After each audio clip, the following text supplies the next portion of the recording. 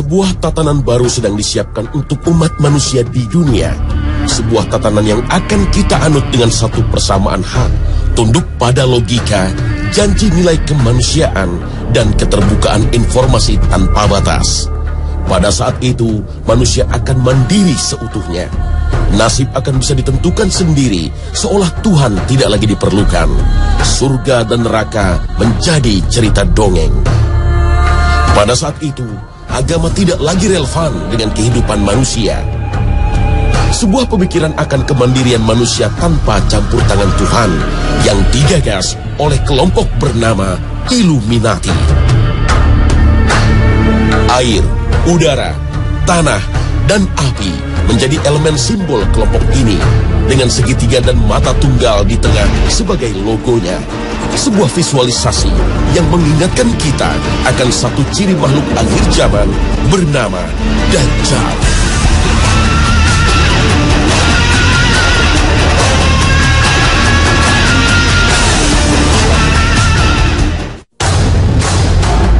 Assalamualaikum warahmatullahi wabarakatuh. Selamat pagi pemirsa. Khazanah kembali hadir untuk memberikan wawasan dan informasi kepada Anda. Tatanan dunia baru adalah sebuah konsep yang dibuat oleh dua organisasi rahasia yang dianggap paling berpengaruh di dunia, yaitu Freemason dan Illuminati. Illuminati yang berarti sang pencerah adalah sebuah organisasi yang diduga kuat didirikan pada tanggal 1 Mei 1776 oleh Adam Weishaupt. Tujuan utama pembentukan Illuminati adalah membuat manusia sempurna sebagaimana Tuhan tanpa Tuhan. Dalam konteks tatanan dunia baru yang dijalankan oleh manusia yang sempurna, hanya ada sebuah agama, yaitu agama yang berdasarkan penyembahan akal budi atau worship of reason. Pendiri Illuminati percaya ketika akal budi menjadi agama manusia, maka permasalahan akan terselesaikan. Sehingga secara sederhana, Illuminati mendefinisikan akal budi sebagai penggunaan pikiran manusia yang tak terkekang untuk memecahkan permasalahan tanpa keterlibatan Tuhan. Tatanan dunia baru yang menghilangkan kuasa Allah Subhanahu wa Ta'ala atas hidup manusia ini sejatinya menentang kebenaran surat Yunus ayat ke-34. قل هل من شركائكم من يبدأ الخلق ثم يعيده فأنى تؤفكون. Kelompok Illuminati merupakan sebuah kelompok rahasia tertua yang telah terbentuk semenjak zaman Babilonia kuno. Di masa itu, terdapat sebuah menara Babel yang dibangun oleh Raja Namrud. Pembangunan menara Babel pada dasarnya adalah sebuah upaya manusia untuk menggapai langit. Sebuah simbol dari upaya manusia untuk meninggikan derajatnya. Islam secara tersirat telah menjelaskan adanya menara Babel dalam surat Al-Fajr ayat ke-6 hingga ke-8. Apakah kamu tidak memperhatikan bagaimana Tuhanmu berbuat terhadap kaum Ad, yaitu penduduk Iram yang mempunyai bangunan-bangunan yang tinggi yang belum pernah dibangun suatu kota seperti itu di negeri-negeri lain. Al-Quran Surah Al-Fajr ayat 6-8. Kesombongan umat manusia atas kecerdasan dan kemampuan berpikirnya membuat mereka berbuat zalim dan merusak dunia. Pada akhirnya Allah Subhanahu wa Ta'ala dengan kuasanya memberikan ganjaran berupa azab seperti yang tersari dalam surat Al-Fajr ayat ke-12 hingga ke-14. Lalu mereka berbuat banyak kerusakan dalam negeri itu. Karena itu Tuhanmu menimpakan kepada mereka cemeti azab. Sesungguhnya Tuhanmu benar-benar mengawasi. Al-Quran Surah Al-Fajr ayat 12 hingga 14. Kehancuran menara Babel karena azab dari Allah Sang Maha Kuasa bagi sebagian kecil umat manusia tidaklah menjadi pelajaran, namun justru memunculkan api dendam dari kelompok kecil umat manusia kepada Tuhannya. Kelompok kecil inilah yang pada akhirnya menjadi akar dari gerakan Illuminati. Illuminati dengan segala rencana dan agendanya berusaha membalaskan dendamnya kepada Allah Subhanahu wa Ta'ala sehingga tak ayal berkelakuan sebagai sekelompok orang pemuja setan. Agenda Illuminati pada akhirnya di abad ke-18 semakin nyata seiring terciptanya konsep tatanan dunia baru New World Order. Salah satu agen Illuminati sesuai dengan buku tulisan Henry Mackau adalah Amschel Meyer Rothschild. Di tahun 1773, Rothschild yang merupakan seorang Yahudi Ortodoks mengadakan pertemuan dengan 12 bankir terkemuka. Salah satu cara Illuminati menguasai dunia adalah dengan menggunakan dominasi ekonomi. Cara-cara Illuminati mewujudkan tujuan besarnya adalah merancang bencana-bencana besar ekonomi seperti yang terjadi di tahun 1933 di Amerika Serikat. Guncangan ekonomi yang dikenal dengan istilah Great Depression tersebut adalah bencana ekonomi karena kehancuran pasar modal. Di abad ke-21, bencana ekonomi muncul kembali seiring dengan krisis ekonomi di Yunani yang menjalar ke negara-negara Eropa termasuk Spanyol dan Italia. Bencana ekonomi di Amerika Serikat kembali mencuat seiring dengan terpilihnya Barack Obama menjadi Presiden Negeri Paman Sam yang ke-44. Dan ternyata skema Ponzi yang dirancang oleh para bankir Yahudi meluluhkan sendi-sendi perekonomian sang negeri adidaya. Penguasaan para agen Illuminati atas perekonomian dunia sesuai analisis Henry Mackau pada akhirnya mulai menampakkan dirinya bahwa menguasai negara atau bangsa cukup dengan menguasai ekonominya. Dengan menguasai uang, maka kekuasaan atas pemerintah dan segala aturannya menjadi mutlak. Bentuk nyata dikdayanya ekonomi terhadap kedaulatan sebuah bangsa adalah belitan hutang dari sebuah negara, termasuk negeri yang kita cintai, Indonesia. Hingga tahun anggaran 2012, Indonesia harus menanggung hutang hingga mendekati angka 2.000 triliun rupiah. Dan hingga saat ini, anggaran pendapatan dan belanja negara APBN masih mencatatkan angka defisit hingga lebih dari 150 triliun per tahunnya, yang memaksa para pengelola keuangan negara terus-menerus mengeluarkan surat hutang negara. Akankah sebuah negara mampu berdaulat dan melindungi serta mesejahterakan rakyatnya jika senantiasa dibelit hutang? Dan mengapa Indonesia harus menanggung hutang yang demikian besar? Tak lain adalah dana yang harus dikeluarkan oleh negara untuk melindungi sektor perbankan ketika krisis di tahun 1997 hingga 1998. Sekali lagi inilah bukti nyata betapa sektor ekonomi memiliki peran vital dalam keberlangsungan sebuah negara, terlebih di negara kita yang merupakan negara dengan penduduk muslim terbesar di dunia.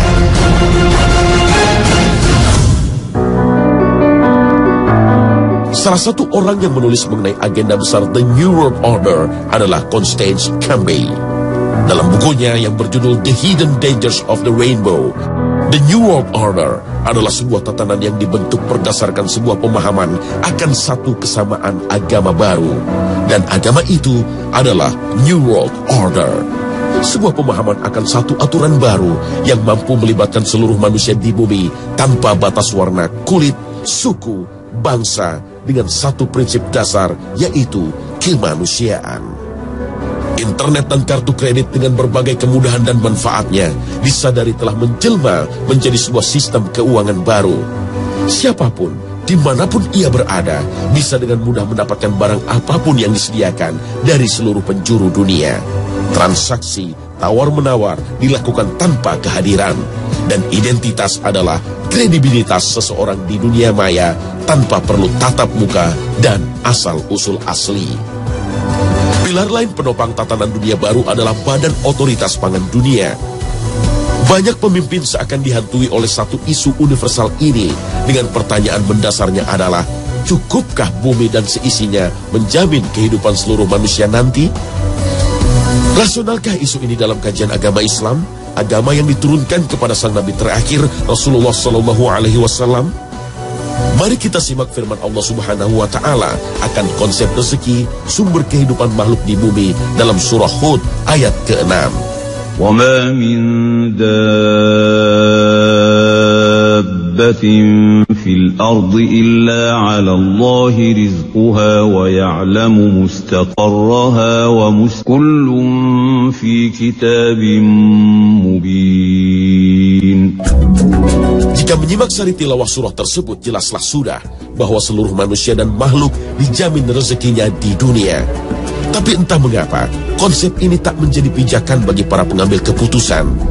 Kuasa otoritas pangan dunia tampaknya semakin kuat seiring dengan slogan One World, One Earth. Slogan ini seakan mengaburkan kedaulatan dan batas-batas negara dalam hal pemenuhan kebutuhan pangan manusia di bumi. Indonesia, sebuah bangsa dengan jumlah penduduk lebih dari 200 juta jiwa, merupakan salah satu negara dengan kebutuhan pangan yang terbesar di dunia. Namun, menurut Badan Pangan Dunia, FAO, Indonesia adalah salah satu negeri agraris yang tak kunjung mampu menyediakan jumlah pangannya secara mandiri. Ketidakmandirian pemenuhan pangan dalam negeri bisa diukur dari tiadanya anugerah FAO dalam hal bidang swasembada. Kegagalan pembangunan pertanian di negeri dengan tanah yang subur makmur berimbas pada kebijakan pemenuhan kebutuhan pangan. Dan ternyata kekuatan dunia seakan mendominasi seiring dengan kebijakan pemerintah saat ini untuk beternak sapi di tanah Australia. Kebijakan pemerintah ini seakan mengaburkan identitas bangsa kita. Benarkah 230 juta jiwa manusia Indonesia tak lagi mampu beternak sapi di negerinya sendiri? Dan ternyata tanah Australia di masa depan nanti tak hanya menjadi lahan beternak sapi-sapi Indonesia. China, negeri tirai bambu dengan jumlah penduduk lebih dari 1 miliar jiwa, telah mendapatkan lahan khusus untuk menjamin keberlangsungan peternakannya. Prinsip One World, One Earth inilah yang menjelaskan semakin dekatnya kita pada era tatanan dunia baru. Karena pilar selanjutnya dalam pembangunan The New World Order adalah sebuah pemerintahan dunia yang berkuasa penuh atas seluruh penduduk bumi. Di masa depan nanti, ada sebuah bentuk pemerintahan yang maha kuasa, sehingga semua harus tunduk dalam sebuah undang-undang universal. Peraturan tata kehidupan yang berlaku tersebut akan meleburkan batas teritori kedaulatan bangsa dan negara. Dan sekali lagi, kita harus membuka mata bahwa peradaban dunia semakin mendekat ke arah sana. Simak saja kuasa Dewan Keamanan Persatuan Bangsa-Bangsa. Dalam sebuah forum yang beranggotakan 5 anggota tetap dan 10 anggota tidak tetap itu, seluruh dunia seakan tunduk terhadap sebuah peraturan baku. Negara yang dianggap sebagai musuh bersama akan mendapat sanksi tegas, dan biasanya dalam bentuk embargo dan terjunnya pasukan perdamaian yang seringkali berujung pada tergulingnya pemerintahan. Indonesia bukanlah sebuah negara yang tak pernah lepas dari pengaruh kuasa Dewan Keamanan. Banyak sekali alat dan sistem pertahanan utama negeri ini yang harus teronggok dan terbengkalai karena embargo Amerika Serikat akibat kasus disintegrasi Timur Timur di penghujung era 90-an. Peraturan universal tak hanya dalam bentuk sistem pertahanan dan keamanan dunia. Perdagangan antar bangsa seakan dikendalikan oleh sebuah pasar besar yang dikelola oleh World Trade Organization, WTO. Lembaga yang juga berafiliasi dengan PBB ini memiliki kuku yang tajam dan kuat dalam mengatur perdagangan antar negara. Sebuah negara seakan tak memiliki kuasa penuh dalam hal menjual dan membeli barang dan komoditi. WTO seringkali memperingatkan bahkan memberikan sanksi kepada negara yang tak tunduk dan terkesan bandel dalam menetapkan bea masuk terhadap sebuah komoditas internasional. Sekali lagi, Indonesia adalah sasaran empuk produk-produk dunia terkait dengan besarnya jumlah penduduk dan kebutuhan rakyatnya. Di negeri yang membentang dari Sabang sampai Merauke ini, produk impor seakan mendominasi pasar barang dan jasa, mulai pakaian, sepatu, buah, gula, hingga beras. Jika pemerintah nekat membatasi peredaran barang-barang impor, maka bersiaplah seluruh komponen bangsa menghadapi sidang WTO. WTO juga menjadi momok bagi pelaku usaha lokal seiring komandonya untuk menerapkan sistem perdagangan bebas. Inikah bentuk-bentuk semakin nyatanya pembangunan pilar penopang tatanan dunia baru, The New World Order?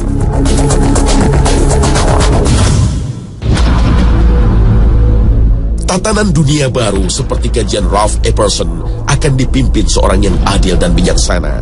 Sang pemimpin ini disebutkan dengan banyak nama di banyak agama. Penganut Kristiani menyebutnya sebagai Kristus, bangsa Yahudi memanggilnya Mesiah, umat Buddha mengenalnya sebagai Buddha kelima. Pemeluk Hindu mempercayainya sebagai Krishna, dan kaum Muslim meyakininya sebagai Imam Mahdi. Tapi janganlah terlebih dahulu mempercayai konsep ini, karena dalam tatanan dunia baru tak ada nama-nama itu. Penggagas dan perancang dunia baru yang beragamakan New Age telah menetapkannya sebagai Lord Maitreya. Dalam The New World Order, Lord Maitreya dipercaya sebagai seorang anak yang lahir di tanggal 5 Februari 1962. Lord Maitreya inilah yang memimpin dunia baru dalam sebuah tatanan baru. Lord Maitreya adalah sebuah pemimpin dengan kuasa mutlak, termasuk sebagai pemimpin agama baru. Agama New Age adalah sebuah agama yang menghapuskan semua agama dunia.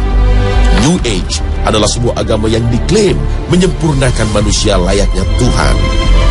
Konsep kedatangan Lord Maitreya sebagai pemimpin maha kuasa atas segala sesuatu di dunia ini jelaslah sulit diterima ajaran Islam. Islam, agama panutan ini, telah menggariskan panduan tauhid pada umatnya dalam Al-Quran. Kitab suci yang terjaga dan terpelihara kesuciannya hingga hari akhir tiba. Dalam Islam, tak ada satupun makhluk yang maha baik yang memiliki kemampuan untuk mengatur segala sesuatu. Dan hal ini telah tersirat dalam Al-Quran, surat Al-Baqarah ayat ke-148. وَلِكُلٍّ وِجْهَةٌ هُوَ مُوَلِّيهَا فَأَيْنَمَا تَكُونُوا يَأْتِ بِكُمُ اللَّهُ جَمِيعًا إِنَّ اللَّهَ عَلَى كُلِّ شَيْءٍ قَدِيرٌ.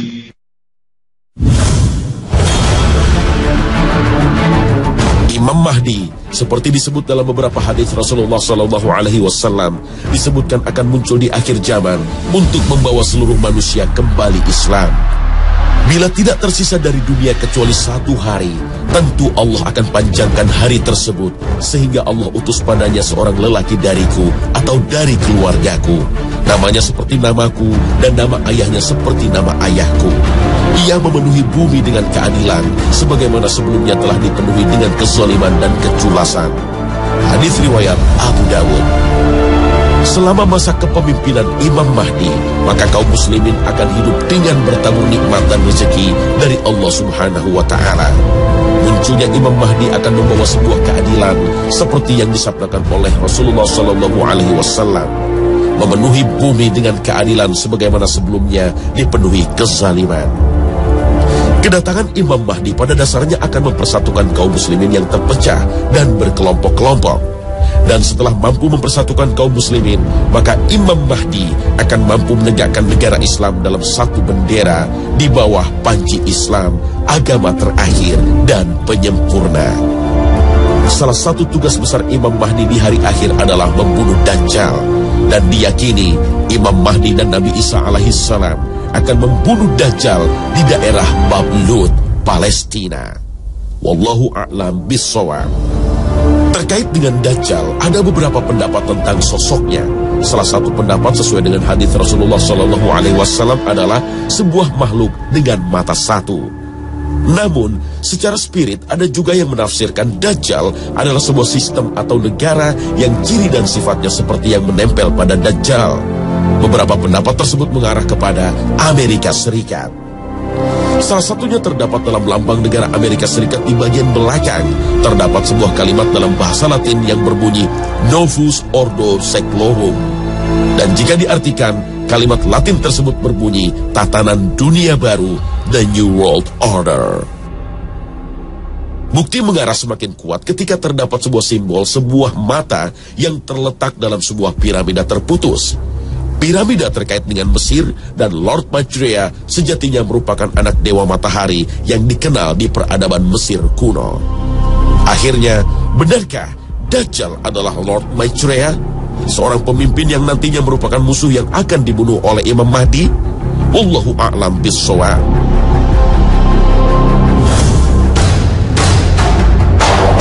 Pemirsa, agenda Illuminati yang mengusung konsep New World Order adalah cita-cita dan agenda manusia. Tetapi bukankah manusia adalah sebuah hamba yang lemah dengan segala kekurangan yang senantiasa diatur oleh Allah Subhanahu wa Ta'ala? Apapun agenda, rencana, dan tujuan umat manusia, pastilah membutuhkan kuasa Tuhan agar mampu terlaksana di dunia. Rencana manusia tidak akan berjalan tanpa kesesuaian dengan rencana Allah Ta'ala. Wa makaru wa makarallah wallahu khairul makirin. Mereka merancang, Allah juga merancang. Sesungguhnya Allah sebaik-baik perancang. Mungkin Illuminati hanyalah sebuah teori konspirasi saat ini, sebuah hal tak berbentuk dan tak terlihat, dan bisa jadi sebuah penyangkalan. Namun gerakan sejenis yang senafas toh nyata-nyata hadir di tengah kita. Sebuah ajaran anti Tuhan yang sering kita dengar dengan sebutan ateis atau pemikiran liberal yang masuk dalam tatanan masyarakat Islam yang justru mempertanyakan ajaran murni Rasulullah. Keputusasaan manusia lemah iman adalah target termudah dari ajaran Illuminati ini. Karena Allah dikatakan tidak berpihak kepada yang lemah dan miskin, dan menciptakan perbedaan serta ketidakadilan lewat garis rezeki, jodoh, dan kematian. Itulah sebuah bukti tanda akhir zaman, dan hanya kepada Allah kita mendekatkan diri.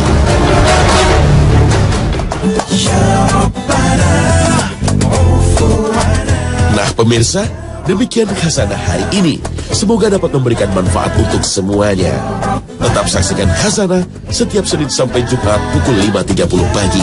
Wassalamualaikum warahmatullahi wabarakatuh.